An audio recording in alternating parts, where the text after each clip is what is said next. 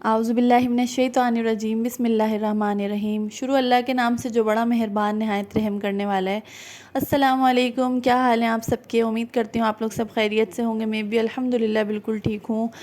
بہت ہی easy to coke ready made do کی pizza کی ریسیپی میں لے کر آئی ہوں، جو کہ بنانا بہت ہی آسان ہے۔ سب سے پہلے ہم اس کی جو چکن ہم نے بنائی تھی اس کو ہم ریڈی کر لیں گے فٹافٹ سے، اور بہت ہی جلدی بن کے تیار ہو جاتی ہے یہ تو، کیونکہ چکن گلنا اور جو بون لیس چکن ہے اس کو گلنا بہت ہی آسان ہوتا ہے۔ یہاں پہ میں نے 2 ٹیبل اسپون آئل میں ادرک لہسن کو میں نے سوتے کر لیا تھا، براؤن ہو گیا تو میں نے اس میں 1.5 پاؤ کے قریب بون لیس چکن جو ہے وہ اس میں سوتے کر لی تھی۔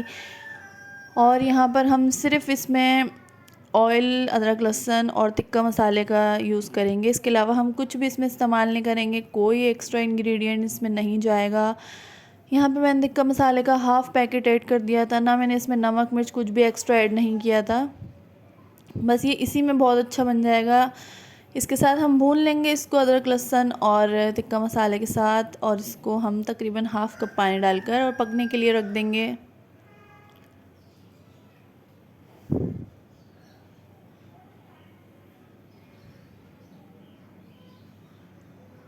بس یہاں پہ میں نے پانی ایڈ کر دیا تھا اتنا کہ یہ گل بھی جائے اور جلدی سے جو ہے اس میں ڈرائی بھی ہو جائے، کیونکہ ہمیں اس میں ڈرائی ہی چاہیے، بس ہمیں چکن کو گلانا ہے، اس لیے ہم نے پانی کو ایڈ کیا ہے۔ بس ہم اس کو یہاں پہ کور کر کے پکا لیں گے جلدی سے۔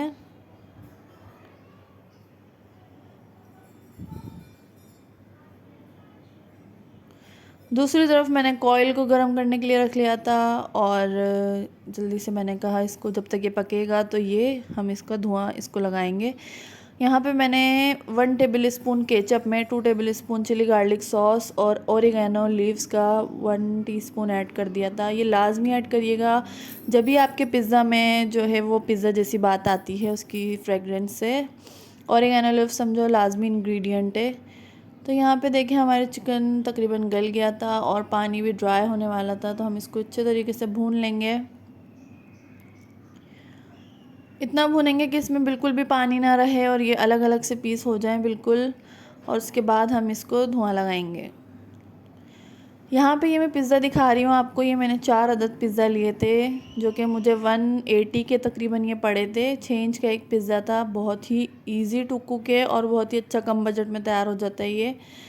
اگر آپ کے پاس ٹائم نہیں ہے، جلدی سے کچھ بنانا ہے، تو آپ نے لازمی یہ پرچیز کر لیجئے۔ ایک میں نے لارج لی تھی، وہ مجھے 130 کی پڑی تھی ڈو، تو میں نے یہ 4 چھوٹے اور ایک 18 انچ کا پزا بنایا تھا، اور اسی فلنگ میں اتنا اچھے سب کچھ بن کے تیار ہوا تھا۔ یہاں پہ میں نے چکن کی فلنگ لے لی تھی، اور یہ دیکھیں یہ کتنی اچھی لگ رہی ہے، بالکل ریڈی میڈ ہے یہ سب کچھ اس میں کوک ہوا ہوا ہے، بس آپ نے اس میں سب کچھ فلنگ رکھنی ہے اور تقریباً 15 منٹ کے لیے بس بیک کرنا ہے۔ تو یہاں پہ ہم اس میں جو ہم نے بنا کے رکھا تھا سوس، چلی گارلک، کیچپ اور اوریگانو والا، وہ ہم اس پہ 1 ٹیبل اسپون اپلائی کر دیں گے۔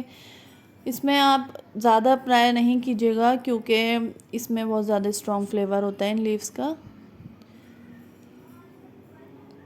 اور پھر صرف ایک ہی چیز کا فلیور آئے گا، تو اس وجہ سے ہمیں ہر چیز کو بیلنس رکھ کر اس میں فلنگ کرنی ہے۔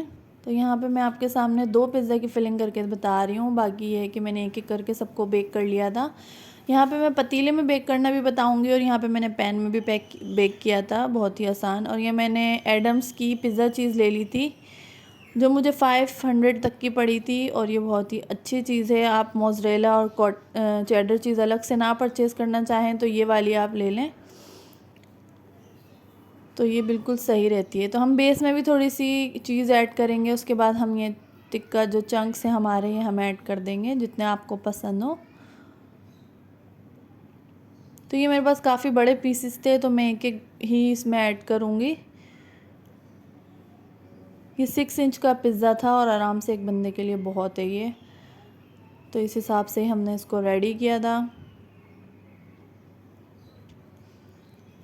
باقی میں نے ٹماٹر کٹ کر کے رکھے تھے، شملہ مرچ کٹ کر کے رکھی تھی جولین، اور پیاز کو کٹ کر لیا تھا۔ آپ کے پاس اور سبزیاں ہوں، ویجیٹیبل جو آپ کو پسند ہوں، زیتون، اولیوز، آپ جو بھی ایڈ کرنا چاہیں، مشروم وغیرہ، وہ آپ اپنے ثوابدید کے حساب سے ایڈ کر سکتے ہیں۔ پھر بعد میں آپ چیز ایڈ کر دیں جتنی آپ کو پسند ہو، یہ تو اپنے اوپر ڈیپینڈ ہے، آپ کو جتنی پسند ہو، چیز تو خیر زیادہ ہی اچھی لگتی ہے۔ تو یہاں پہ میں اس میں رکھ کر پتیلے میں بیک کروں گی اور ایک جگہ میں یہاں پہ پین میں بیک کر لوں گی۔ اوپر سے آپ نے اس میں ہلکے سے اوریگانو لیوز 1 چٹکی کے برابر اور 1 چٹکی آپ نے کٹی ہوئی لال مرچ بھی ایڈ کرنی ہے۔ اس سے تھوڑا سا اسپائسنس اوپر سے بھی آئے گی، ورنہ چیز آپ کو پھیکی لگے گی۔ تو یہاں پہ میں نے ایڈ کر دی تھی کٹی ہوئی لال مرچ بھی۔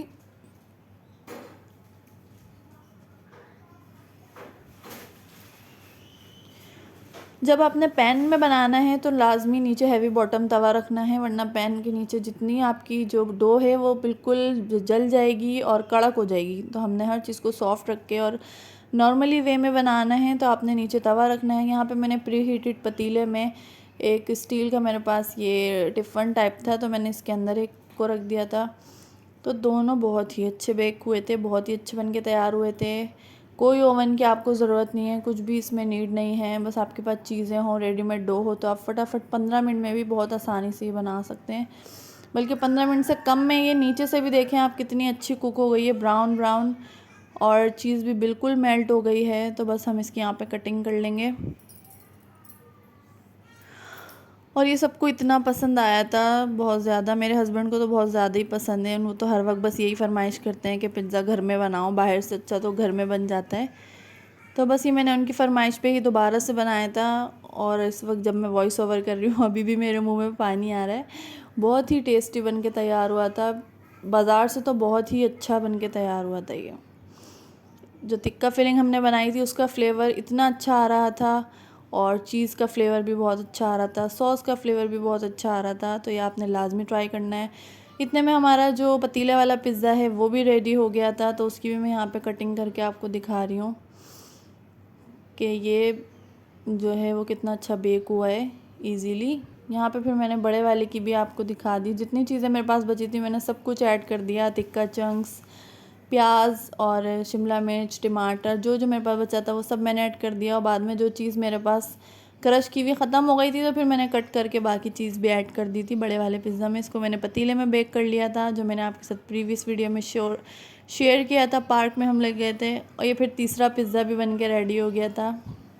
اس کو بھی میں نے کٹ کر کے، سارے میں ایک ساتھ نہیں دکھا پائی کیونکہ سب کھاتے جا رہے تھے، لیکن یہ کہ ہم نے بہت انجوائے کیا۔ آپ نے لازمی ٹرائی کرنا ہے، میرے چینل کو سبسکرائب کریں، لائک کریں، دعا میں ہمیشہ یاد رکھیں۔ اللہ حافظ۔